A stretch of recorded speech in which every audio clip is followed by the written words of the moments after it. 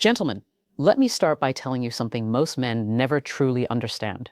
There is not just one way to touch a woman, but there are specific areas of her body that trigger deep emotional responses, often long before her body reacts physically. The truth is, most men only know two or three of them, if that. I'm a relationship psychologist, and for over 20 years, I've worked with couples at every stage of life. Today, I'm going to share what I wish I could have explained clearly to every man who ever sat across from me in my office. No unnecessary theory, no empty promises, just what psychology, neuroscience, and real-life experience have consistently shown. Before we go any further, let me ask you a simple question. Do you really know where and how a woman wants to be touched? I'm not talking about the obvious places most men think of. I'm talking about the places that open her emotionally, the gestures that make her feel understood before her body even responds. Many men tell me, I know my partner very well, yet when I ask them this question, silence usually follows. Why? Because no one ever explained this to you properly. There is no instruction manual, and women, even when they feel these needs deeply, don't always express them in words. Instead, they communicate through posture, through their eyes, through subtle gestures many men completely miss. Today, I'm going to talk to you about 7 key zones, but understand this clearly. These are not just parts of the body. They are emotional gateways. If you understand them, and more importantly, how to approach them, your partner's response will change profoundly. Your hands will stop being just hands. They will become a language of connection, a crucial clarification. After more than 2 decades working with couples, one conclusion keeps repeating itself. Most men act on instinct. They believe that touching the right place automatically creates pleasure. But for women, pleasure does not begin mechanically. It begins with emotional safety. Many men believe they are doing the right thing, but from the woman's perspective, the contact often feels one-sided. You may have asked yourself, why doesn't she react the way she used to? Why does her response feel different over time? The answer is simpler than you think. What men take for granted rarely creates emotion for women. Women don't respond to stimulation alone. They respond to intention, awareness, and presence. When a woman feels with her entire being that you genuinely care, her body follows. But here's the challenge. Women don't always tell you what they need. They show it. One former patient once told me something that stayed with me. Don't touch me just to touch me. Let me feel that you're really there first. That sentence holds the essence of what many women feel.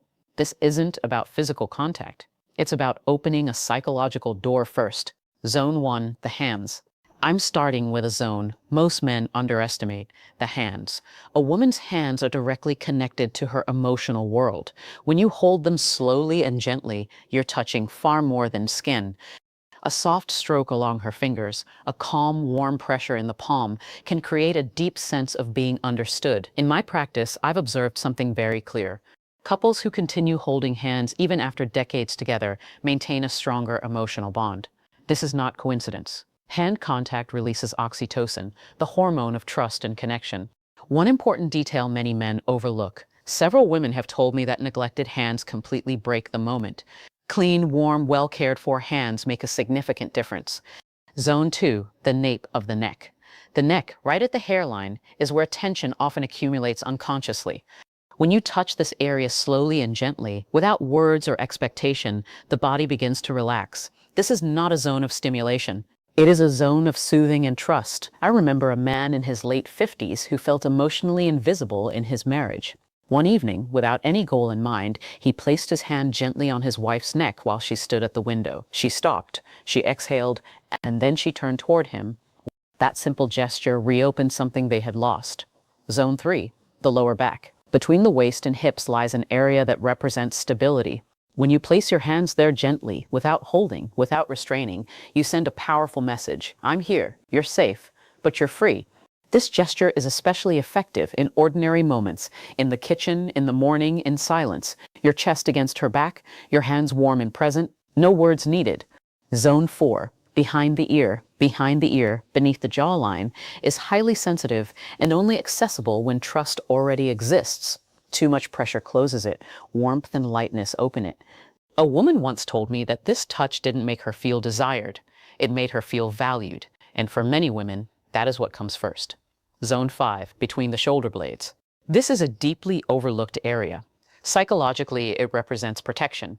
It's a place she cannot see herself. When you rest your hand there gently, you communicate reassurance. Her nervous system slows down, her mind softens. This touch is not sexual. And that's exactly why it's so powerful. Zone 6, inner thighs near the knees. Let me be very clear here.